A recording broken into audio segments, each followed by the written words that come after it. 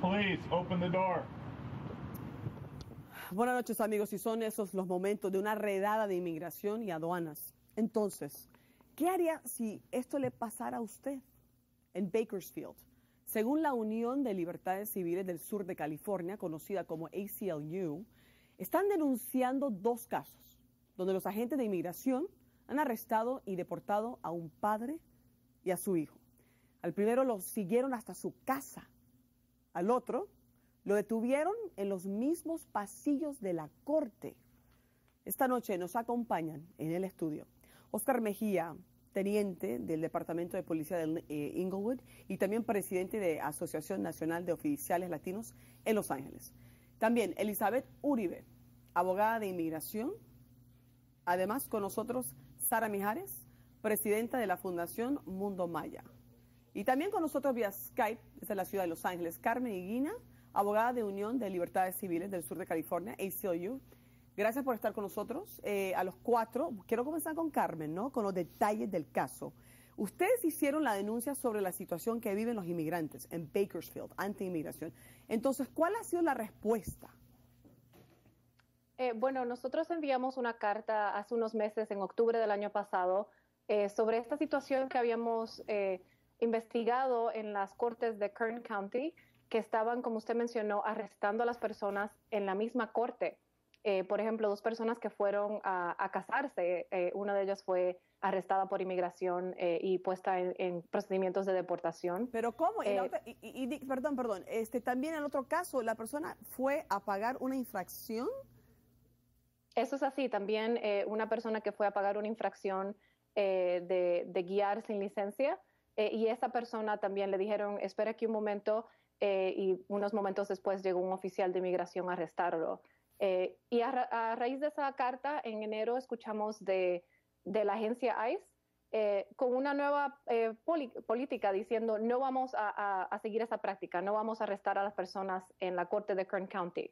Pero ¿qué pasa? Estas últimas semanas hemos escuchado que en vez de honrar esa política, lo que han hecho los oficiales es que han buscado una manera alrededor de ella, y en vez de arrestarlas en la misma corte, lo que están haciendo es consiguiendo la información de la corte y después van y lo arrestan en la casa. Bueno, pero esa es la incógnita, ¿no? ¿Cómo es que tienen esa información? ¿Cómo saben que fulanito que llega a la corte es una persona sin documentos en el país? Por lo menos en uno de los casos en que esto pasó, que la única infracción fue esta persona fue a pagar su infracción de guiar sin licencia, el agente de inmigración le dijo a la persona, sabemos de ti porque fuiste a pagar tu ticket en la corte. O sea, que sabemos que es porque esa persona se presentó a la corte. Y está entonces el mismo problema de que las personas no se sienten seguras yendo a corte. Y bueno, y la siguiente pregunta, naturalmente, ¿no?, que me hago yo, ¿es esto legal? ¿Se puede hacer esto? Elizabeth, ¿es legal? ¿Pueden hacer esto? Mire, realmente es algo que hemos visto especialmente en Kern County, en donde tenemos lo que es el Trust Act, que el gobernador de aquí de California había dicho, aquí en California no vamos a limitar qué información hay entre la policía, las cortes y los agentes de inmigración. Y en Kern County es un lugar donde miramos que los oficiales dijeron, no nos importa, esto es ley federal y nosotros vamos a hacer lo que nosotros pensamos que sea necesario. Qué difícil, porque nosotros, nos comunicamos con el Departamento de Inmigración y nos enviaron el siguiente comunicado, ¿no?, sobre el caso. El Departamento de Inmigración y Aduanas se enfoca en leyes de inmigración que son juiciosas y eficaces, que da prioridad a los esfuerzos de las personas que presentan el mayor riesgo para la seguridad pública y la seguridad de las fronteras, teniendo en cuenta las circunstancias de cada persona y de los hechos específicos de cada caso. Entonces, teniente, obvio que en la situación con los policías, ustedes quieren la cooperación del público, pero cuando sucede esto, hay miedo, hay temor. ¿Cómo confiar en ustedes? Sí, y los detalles de ese caso en Bakersfield o Kern County, yo no sé los detalles de eso, pero nosotros como oficiales de la ciudad, no buscamos quién está aquí legalmente sin papeles. Solamente si alguien es una víctima de un crimen, tenga papeles o no, nosotros no nos interesa eso. Estamos interesados del crimen que pasó porque son víctimas. Como digo, no sé los detalles, lo que pasó allá. No, claro, pero es que es el problema, porque estamos hablando, Sara, de la seguridad pública del país, pero son personas que son parte de la comunidad, personas sin documentos, que son testigos de crímenes, que son víctimas de crímenes. Pero ¿cómo reportarlo si hay este miedo que uno va a hacer lo responsable, pagar la deuda y llega a inmigración? Definitivamente, pero yo creo que aquí lo más importante es no sabemos tampoco si estas personas, cuando les preguntaron su nombre, si ellos repitieron su nombre verdadero o si en su momento dado ellos dijeron que querían la representación consular, que esto es muy importante que nuestra gente ignora, porque muchas veces al estipular que quieren la representación consular, muchas veces se detiene la deportación mientras se procesa la solicitud de que su consulado esté presente. Entonces, bueno, claro, pero son cosas que la gente desconoce, ¿no? Sí. Y precisamente por eso quiero hacer este segmento, porque pienso yo que en ese momento, ¿verdad? La persona llega, pero es que yo me imagino, le estaba preguntando esto a ACLU, que si la persona cuando llegó, o sea, la denuncia tiene que ver que el señor dijo, bueno, yo solo fui a pagar una multa, yo no dije que era indocumentado, o dijo él algo. No sabemos los detalles de qué exactamente fue lo que él le dijo a la persona en la corte. Lo que sí sabemos, basado en nuestras conversaciones con la familia, es que eso fue lo único que pasó. Eso no son personas, como usted dijo, ICE tiene esta política, solamente van contra los peores de los peores, los criminales. Supuestamente.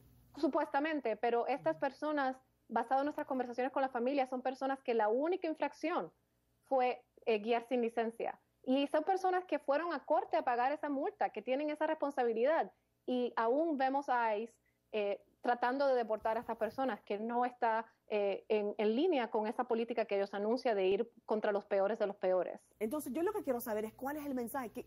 ¿Qué le podemos decir a la comunidad si no tiene papeles, pero quiere hacer lo correcto e ir a pagar una multa? Bueno, una cosa que creo que es muy importante es que todas las personas sepan que si son detenidos con ICE, que tiene derecho de pedir ver a un juez de inmigración. Las personas que son deportadas típicamente es alguien que ya ha tenido una orden de deportación en el pasado, y también si los sueltan, creo que eso es algo que sucedió en Bakersfield, si los sueltan bajo el programa de ISAP, que le ponen un brazalete de GPS en el tobillo. Okay, un brazalete de GPS, sí, ¿qué es? Lo que es eso es para estar, en vez de detenerlos en un centro de detención de inmigración, te dicen, ok, te dejo salir, pero te vamos a estar supervisando. Es un programa intenso de supervisión.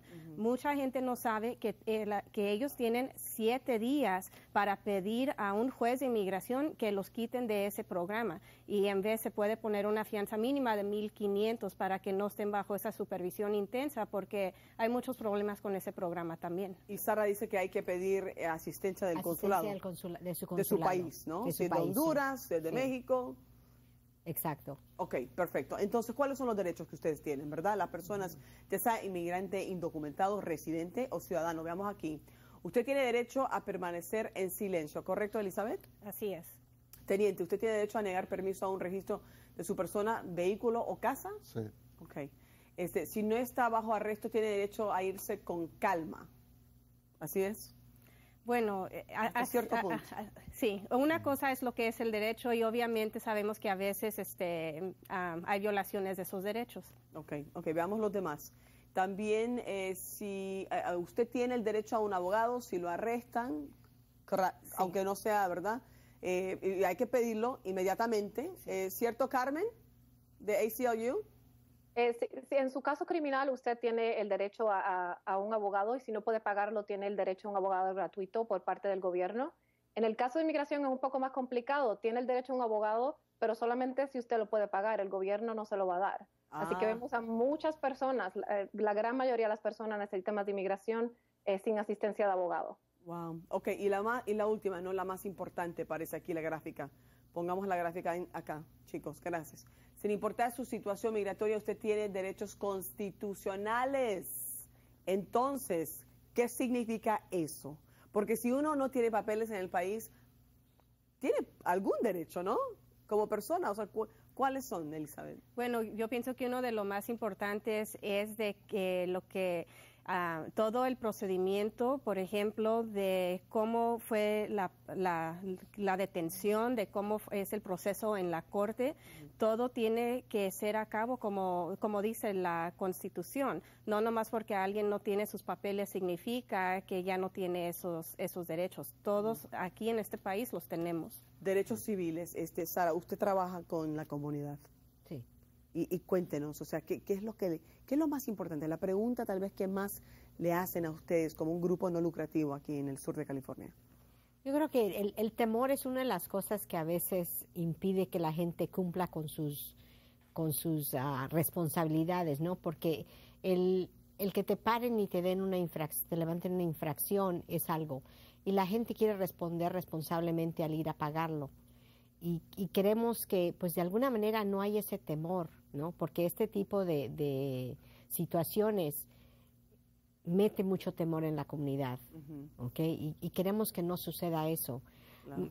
Se dice que quizás los de ICE están tratando de llenar su cuota anualmente de 400,000 deportados bajo nuestro presidente Barack Obama, que desafortunadamente es alguien que apoyamos, pero que estas situaciones, pues en realidad nos hace cuestionarnos si él en realidad está a favor de la reforma o no.